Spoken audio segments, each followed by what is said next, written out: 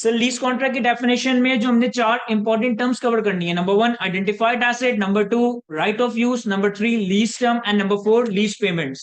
तो इन चार important terms में से सबसे पहले इंपॉर्टेंट टर्म में कवर करने लगा हूं, that is called lease term. That is called lease term. के लीज टर्म क्या चीज है? देखिए लीज टर्म जैसे कि हमने डेफिनेशन के वक्त पढ़ा कि ये एक पीरियड ऑफ टाइम है। ये period of time number of days, number of months, number of years में हो सकता है, और हो सकता है ये किसी प्लांट एंड मशीनरी की प्रोडक्शन कैपेसिटी भी हो सकता है।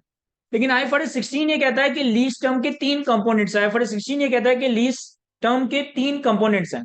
Number one, non cancellable period of lease, यानी कि आपकी लीज कॉन्ट्रैक्ट का वो मिनिमम ड्यूरेशन, आपके लीज कॉन्ट्रैक्ट का वो मिनिमम ड्यूरेशन जो लेसी या लेसोर कैंसिल ना कर सके, जो लेसी या लेसोर कैंसिल ना कर सके। Non cancellable period of lease for which a lessee has a right to use the underlying asset together with both. दो और चीजें आएंगी इसमें, period covered by an option to extend the lease and period covered by an option to terminate the lease. मैं एक example से आपको पूरा लीज हम आपको एक्सप्लेन करता हूं। फॉर एग्जांपल कि मैंने IQ का कैंपस रेंट पे लिया, और इनिशियली मैंने और लैंडलॉर्ड ने 5 साल का एक अरेंजमेंट कर लिया। 5 साल से पहले ना मैं ये जगह खाली कर सकता हूं, 5 साल से पहले ना किराएदार मुझे इस जगह से भगा सकता है। तो मेरे और मालिक मकान के दरमियान ये जो 5 साल का पीरियड है, उस 5 साल के पीरियड को मैं non cancellable period of lease का नाम दे रहा हूँ। 5 साल के बाद मैंने एग्रीमेंट में अपने लिए एक ऑप्शन रखा है कि अगर मेरा दिल करेगा, यानी कि लेसी का दिल करेगा, तो वो इस 5 साल के एग्रीमेंट को फर्दर 3 साल एक्सटेंड भी कर सकता है। और अगर मेरा दिल नहीं करेगा तो 5 साल के बाद मैं उसको एग्रीमेंट को एक्सटेंड नहीं करूंगा, मैं टर्मिनेट कर दूंगा। तो ये जो एक्सटेंशन पीरियड है, जिसके अगेंस्ट मुझे कोई एक्सटेंशन ऑप्शन दिया गया है, आप इस एक्सटेंशन पीरियड को भी लीज टर्म का पार्ट बनाओगे उस वक्त जब इस बात के चांसेस हो, जब इस बात की सर्टेनिटी हो कि आने वाले वक्तों में आप इस लीज को एक्सटेंड कर रहे हो। तो पहले तो हमने क्या पढ़ा, non cancellable period of lease plus period covered by the option to extend the lease if the lessee is reasonably certain to exercise the option. अगर आपके लीज अरेंजमेंट में, अगर आपके लीज अरेंजमेंट में कोई एक्सटेंशन ऑप्शन है, लेसी को option दिया गया है कि वो चाहे तो लीज को एक्सटेंड करे, चाहे तो लीज को एक्सटेंड ना करे, और लेसी को लगता है कि वो इस ऑप्शन को एक्सटेंड करेगा, तो वो जो एक्सटेंशन ऑप्शन है ये भी आपके लीज टर्म का पार्ट कंसिडर किया जाएगा। And period covered by the option to terminate the lease if lessee is reasonably certain not to exercise the option. For example कि मैंने मालिक से 5 साल के लिए जगह किराए पे ली, लेकिन मुझे डाउट था कि यार 5 साल के मैं जगह किराए पे तो ले रहा हूँ, पता नहीं है क्यों चलेगा नहीं चलेगा। तो मैंने मालिक मकान से कहा कि मुझे 2 साल के बाद एक एग्जिट ऑप्शन चाहिए, कि 2 साल के बाद मेरा दिल करे तो मैं जगह को खाली करके जा सकता हूं। अब इस तरह के अरेंजमेंट में मेरा नॉन कैंसिलेबल पीरियड कितना होगा? 2 साल, 5 साल नहीं। नॉन कैंसिलेबल पीरियड कितना होगा? 2 साल। क्यों? क्योंकि दूसरे साल के बाद मैं एग्जिट कर सकता हूं। तो 2 साल का पीरियड नॉन कैंसिलेबल पीरियड है, ये मेरी लिस्ट का पार्ट बनेगा। और 2 साल के बाद मेरे पास एक एग्जिट ऑप्शन है, मेरे पास एक टर्मिनेशन ऑप्शन है, मैं चाहूं तो लीज को टर्मिनेट कर दूं। तो जो टर्मिनेशन ऑप्शन के बाद वाला पीरियड है वो भी लीज टर्म का पार्ट कंसिडर किया जाएगा, लेकिन उस वक्त जब इस बात के फेयर चांसेस हो, जब इस बात की सर्टेनिटी हो कि मैं इस टर्मिनेशन ऑप्शन को एक्सरसाइज नहीं करूं। तो आपके पास लीज टर्म में तीन कंपोनेंट्स आएंगे, number one non cancellable period, number two extension option से कवर होने वाला पीरियड अगर इस बात के चांसेस है कि ये एक्सटेंशन ऑप्शन एक्सरसाइज होगा, and number three termination option से कवर होने वाला पीरियड अगर इस बात के चांसेस है कि ये टर्मिनेशन पीरियड एक्सरसाइज नहीं हो रहा होगा। अब मुझे एक बात बताएं, अगर मैंने ये जगह 5 सालों के लिए किराए पे ली, प्रैक्टिकल बात कर रहा हूं, प्रैक्टिकली क्या होता है कि जब प्रॉपर्टी का एग्रीमेंट होता है ना, तो 2 साल, 3 साल, 5 साल का रेंट एग्रीमेंट हो रहा होता है, और 3 महीने का नोटिस पीरियड है। मैंने मालिक से ये जगह 5 साल के लिए किराए पे ली है, 3 महीने का नोटिस पीरियड है। सर 3 महीने का नोटिस पीरियड क्या मतलब? कि अगर मुझे 5 साल के अंदर कभी भी टर्मिनेट करना हुआ ना, तो मुझे 3 महीने का एडवांस नोटिस देना पड़ेगा।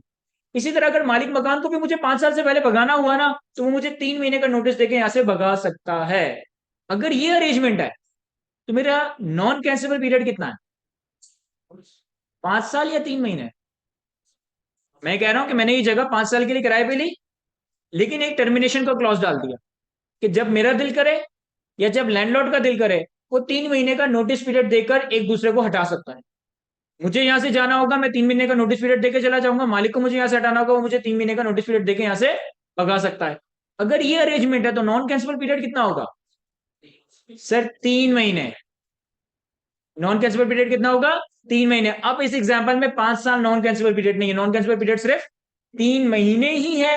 5 साल तो एक ओवरऑल अरेंजमेंट हुआ है, लेकिन उसमें नॉन कैंसिबल पीरियड का कंपोनेंट सिर्फ 3 महीने का कंसिडर किया जाएगा। सर अगर एक अरेंजमेंट में आपने लिख दिया कि ये नॉन कैंसिबल पीरियड है, तो क्या वो कभी कैंसिल नहीं हो सकता? बहुत सारे लोग कॉन्ट्रैक्ट को तोड़ के चले जाते हैं, बहुत सारे लोग कॉन्ट्रैक्ट का ब्रीच कर देते हैं। भाई मैंने नॉन कैंसिबल पीरियड 5 साल के लिए किराए पे जगह ली है ना, मैं आज रातों रात सारा फर्नीचर उठा के यहां से भाग जाऊं? लेकिन नॉन कैंसिबल पीरियड भी प्रैक्टिकली अगर आप मुझसे पूछे तो कैंसिल हो सकता है, लेकिन नॉन कैंसिबल पीरियड को कैंसिल करने के लिए मुझे कोई ना कोई पेनल्टी देनी पड़ेगी। नॉन कैंसिबल पीरियड को कैंसिल करने के लिए मुझे कोई ना कोई पेनल्टी देनी पड़ेगी। तो नॉन कैंसिबल पीरियड की डेफिनेशन ये हो सकती है कि वो मिनिमम पीरियड जो कि कैंसिल ना हो सके, या फिर कैंसिल करने के लिए मुझे कोई ना कोई पेनल्टी इनकर करनी पड़े, तो ये पीरियड आपका नॉन कैंसिबल पीरियड कहलाया जाएगा। तो ब्रॉडली हमारे पास लीज टर्म में 3 चीजें आएंगी। Number 1 non cancellable period of lease, number 2 period covered bye extension option if it is reasonably certain that option will be exercise, and number 3 period covered bye termination option if it is reasonably certain that option will not be exercise. अब यहाँ पे एक सवाल create होता है कि sir आपने एक जगह किराए पे ली, फॉर एग्जाम्पल 3 साल नॉन कैंसिबल पीरियड था, 3 साल तक मैं कहीं नहीं जा सकता, 3 साल तक सामने वाला नहीं भगा सकता, और 3 साल के बाद फर्दर 3 सालों का एक एक्सटेंशन ऑप्शन था। तो एक्सटेंशन ऑप्शन एक्सरसाइज करना है या नहीं करना है, ये डिसीजन तो 3 साल के बाद लिया जाएगा ना। आज मैंने जगह किराए पे ली, 3 साल का नॉन कैंसिबल पीरियड, 3 साल के बाद एक्सटेंशन ऑप्शन। एक्सटेंशन ऑप्शन आगे जाके एक्सरसाइज होगा या नहीं होगा, ये तो 3 साल के बाद की कहानी है, अभी थोड़ी पता है। तो हम कैसे कंक्लूड करेंगे, हम कैसे असेस करेंगे कि इस एक्सटेंशन पीरियड को भी, इस एक्सटेंशन ऑप्शन को भी लीज टर्म का पार्ट बनाना है या नहीं बनाना?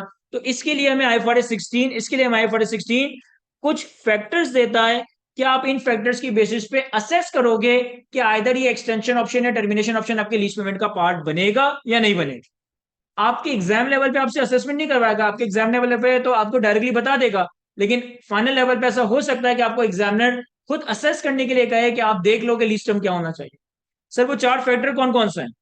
Number 1 terms and conditions of the option, number 2 cost of terminating the lease, number 3 lease hold improvement, and number 4 importance of underlying asset. मैं इन चारों फैक्टर्स को एक्सप्लेन करता हूं। फॉर एग्जाम्पल मैं रेंटा कार वाले के पास गया और रेंटा कार वाले से मैंने होंडा सिविक 50,000 रुपए के मंथली रेंटल पे 1 साल के लिए किराए पे ली। मैं रेंटा कार वाले के पास गया और मैंने रेंटा कार वाले से होंडा सिविक 50,000 रुपए का मंथली रेंटल 1 साल के लिए किराए पे ले ली। और रेंटा कार वाले ने मुझे ये कहा कि मुर्तुजा अगर आपको 1 साल के बाद इसे एक्सटेंड करना हो ना, तो आप 1 साल के बाद इसको एक्सटेंड कर सकते हैं एक और साल के लिए, किराया 50,000 ही होगा। मुझे बताएं मैं क्या देखता हूं, मैं क्या सोचता हूं, क्या मैं 1 साल के बाद इस एक्सटेंशन ऑप्शन को एक्सरसाइज करूंगा या नहीं? सर हमें कैसे पता? सर मैं यूं सोच सकता हूं ना कि यार 1 साल के बाद अगर सेम किराया ही देना है तो पुरानी व्हीकल क्यों इस्तेमाल करो, 1 साल के बाद मार्केट से नई व्हीकल रेंट पे ले लेंगे। तो इस तरह की सिचुएशन में क्या कंक्लूड हो रहा है कि यार ये जो ऑप्शन है ना ये इतना फेवरेबल नहीं है, तो इसका मतलब है कि आप एक्सटेंड नहीं करें। लेकिन अगर इसी के अगेंस्ट रेंटा कार वाले मुझसे कहे कि अभी तो 50,000 का किराया है, 1 साल के बाद अगर आपको एक्सटेंड करना हो ना तो 1 साल के बाद आप एक्सटेंड कर लीजिएगा और फिर किराया 20,000 होगा, तो अब ये ऑप्शन मेरे लिए फेवरेबल बन गया। अब ये ऑप्शन मेरे लिए फेवरेबल बन गया कि हाँ यार 1 साल के बाद जो व्हीकल मुझे बाकी 50,000 का मिलेगा, यहां से मैं कितने का एक्सटेंड करवा सकता हूँ, सिर्फ 20,000 रुपए में। अगर मेरे लिए extension option termination option favourable है तो मोस्ट लाइकली है कि मैं इसे एक्सटेंड करूंगा। अगर ये मार्केट टर्म्स पे या अनफेवरेबल है तो मोस्ट लाइकली है कि मैं इसे एक्सटेंड नहीं कर रहा हूँ। अगेन ये जो फैक्टर्स आपको बताए जा रहे हैं ये सिर्फ असेसमेंट में आपकी हेल्प करेंगे, कंक्लूड नहीं करवाएंगे। कंक्लूसिव डिसीजन तो एट द 11th आवर ही लिया जाएगा, at the time of decision ही लिया जाएगा कि करना क्या है। लेकिन अगर extension option termination option favourable है तो हो सकता है एक्सटेंड हो, टर्मिनेट ना हो। अगर वो फेवरेबल नहीं है तो हो सकता है कि एक्सटेंड हो जाए, हो सकता है कि टर्मिनेट हो जाए। क्या ये बातें समझ आती है? इसी तरीके से यहाँ पे लिखा हुआ है लीज होल्ड इंप्रूवमेंट, इसी तरीके से यहां पे लिखा हुआ है लीज होल्ड इंप्रूवमेंट। इसकी एग्जांपल समझिएगा। फॉर एग्जांपल, मैंने ये जगह 1 साल के लिए किराए पे ली, मैंने ये जगह 1 साल के लिए किराए पे ली, और हर 1 साल के बाद 1 1 साल के एक्सटेंशन का ऑप्शन रख लिया। और पहले साल जब मैंने एक जगह किराए पे ली ना, तो मैंने इसके इंफ्रास्ट्रक्चर पे 1.5 करोड़ रुपए का खर्चा कर दिया। अब मोस्ट लाइकली है कि मैं इस 1 साल में जो 1.5 करोड़ का खर्चा करके बैठा हुआ हूं, उसका बेनिफिट नहीं निचोड़ सकता। उसका बेनिफिट मैं कभी नहीं जोड़ूंगा जब तक मैं इस जगह पे को कम से कम 5 साल रन करूं। तो मैंने लीज होल्ड इंप्रूवमेंट भी इतना खर्चा कर दिया है कि ये इस बात की तरफ लेकर जा रहा है कि आप अपने एक्सटेंशन ऑप्शन को एक्सरसाइज करोगे, आप अपने टर्मिनेशन ऑप्शन को एक्सरसाइज नहीं करोगे। जैसे आप अपने गली मोहल्लों में देखते होंगे कि जनरली मैंने देखा है कि जो बार्बर शॉप होती है, जब भी कोई नया बार्बर अगर कोई शॉप किराए पे लेता है तो वो ठीक ठाक उसकी इंफ्रास्ट्रक्चर पे खर्चा कर रहा होता है। फोर सीलिंग पे खर्चा कर रहा होगा, एयर कंडीशन लगा रहा होगा, मिरर्स लगा रहा होगा, फर्नीचर पे काम कर रहा होगा। और उनका जो रेंट एग्रीमेंट होता है ना, वो 11 महीनों का होता है। वो रेंट एग्रीमेंट 11 महीनों का होता है, लेकिन वो रिन्यू हो सकता है। और उस नाई को भी पता है, उस बार्बर को भी पता है कि यार अगर इसकी इंफ्रास्ट्रक्चर पे मैंने 30 लाख रुपए का खर्चा कर दिया है, तो 1 साल में तो मैं लोगों के बाल काट के 30 लाख रुपए नहीं कमा सकता। तो मोस्ट लाइकली है कि ये दुकान का जो किराया है या जो किराए का अरेंजमेंट है, ये आपका एक्सटेंड ही हो रहा होगा। इसी तरीके से cost of terminating the lease और अंडरलाइंग एसेट की इंपॉर्टेंस। फॉर एग्जाम्पल, कि अभी हम हैं मार्च के महीने में, आप लोगों का बैच सितंबर बैच है, यानी कि इसकी क्लासेस मोस्ट लाइकली है कि जुलाई के एंड तक चल रही होगी। फिर साथ साथ पीआरसी के बैचेस भी चल रहे हैं, फिर साथ साथ सी फाइनल के बैचेस भी चल रहे हैं। 2 महीने बाद, 3 महीने बाद, 30 जून के बाद मेरा लीज कॉन्ट्रैक्ट खत्म हो रहा है, और मेरे पास एक एक्सटेंशन ऑप्शन है।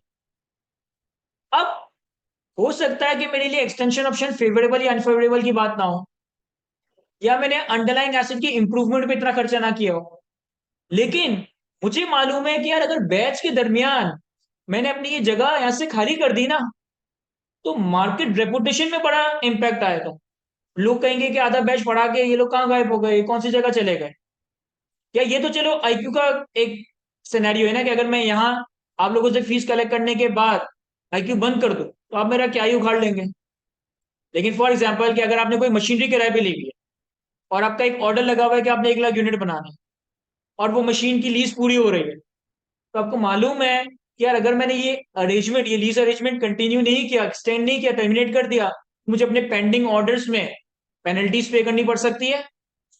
यानी कि उसकी लीज की टर्मिनेशन की वजह से सिग्निफिकेंट कॉस्ट इनकर करनी पड़ सकती है। और ये कॉस्ट जरूरी नहीं कि सिर्फ फाइनेंशियल फॉर्म में हो, ये मार्केट रेपुटेशन, आपकी ब्रांड इमेज को भी चैलेंज या कॉम्प्रोमाइज कर सकता है। तो अगर आपका अंडरलाइंग एसेट आपके बिजनेस के लिए बड़ा इंपॉर्टेंट है, या उस लीज को टर्मिनेट की वजह से आपको मार्केट रेपुटेशन या फाइनेंशियल लॉस हो सकता है, तो ये वो चार बातें हैं जिसकी बेसिस पे आप असेस करोगे कि आइदर आप अपने लीज कॉन्ट्रैक्ट को एक्सटेंड करोगे या नहीं करोगे, आइदर आप अपने लीज कॉन्ट्रैक्ट में टर्मिनेशन ऑप्शन को एक्सरसाइज करोगे या नहीं कर रहे होंगे। 3 चीजें हमारी लीज टर्म का पार्ट बनेगी। Number 1, non cancellable period of lease. Number 2, period covered by extension option if it is reasonably certain that option will be exercised. And number 3, period covered by termination option if it is reasonably certain that option will not be exercised. क्या ये बातें समझ आती हैं? कुछ हमारे पास आसान सी illustration आ रही है, एक दो, जरा इन इलस्ट्रेशन को देखें, खुद रीड करें, खुद सॉल्व करने की कोशिश करें। यहां देखें, सिर्फ कुछ आसान सी इलस्ट्रेशन है, उसे रीड करता हूं। कहता है, S Limited acquired a plant on lease for a non-cancelable period of 6 years. S Limited has right to extend the period of lease further 4 years at the end of the first 6 years. कह रहा आपने S Limited ने एक plant 6 साल के non कैंसिबल period पे लिया। तो पहले तो नॉन कैंसिबल पीरियड 6 साल का, ये तो सवाल में इन्होंने क्लियरली बता दिया। 6 साल के बाद आपके पास ये ऑप्शन है कि आप चाहो तो 4 साल के लिए फर्दर एक्सटेंड कर सकते हो। रिक्वायरमेंट में कहता है, determine the lease term assuming it is reasonably certain that S Limited will not exercise the option. It is reasonably certain that S Limited will exercise the extension option. अब बहुत आसान सी illustration है। पहले वाले scenario में अगर हम extension option को एक्सरसाइज करना नहीं चाहते, तो लीज टर्म कितनी होगी? सिर्फ नॉन कैंसिलेबल पीरियड 6 साल। दूसरे वाले सिनेरियो में अगर हम एक्सटेंशन ऑप्शन को एक्सरसाइज करना चाहते हैं तो non cancellable period as well as extension option यानी कि 10 साल ये हमारा लीज टर्म बन जाएगा। इलस्ट्रेशन 4 पर आए, यहां पे हमारे पास कुछ 5 इंडिपेंडेंट सिनेरियोज आ रहे हैं, अलग अलग सिनेरियोज आ रहे हैं। कहता है Sherkhan limited that is lessee entered into a lease over a plant. Consider the following independent situation. इन पांचों सिनेरियोज में हमें लीज टर्म को डिटरमाइन करना है सारे सिनेरियोज के लिए। Scenario 1, the lease is non cancellable for 3 years from the commencement date, after which Sherkan Limited has the option to extend the lease for further 2 years. Sherkan Limited is reasonably certain that it will exercise the renewal option. तो sir lease term कितना होगा? Sir lease term होगा हमारे पास 3 + 2 5 years. Scenario 2, the lease is non-cancelable period of 3 years from the commencement date, after which Sherkan Limited has the option to extend the lease for further 2 years. Sherkan Limited is reasonably certain that it will not exercise the renewal option. तो यहाँ पे हमारा lease term कितना होगा? 3 साल. Scenario 3, the lease is for 10 years, during which the first 7 years is non-cancelable. At the end of 7 years, Sherkan Limited has option to extend the lease, to terminate the lease. Sherkan Limited is reasonably certain that it will exercise the termination option. अब हमारा lease term कितना होगा? 7 साल.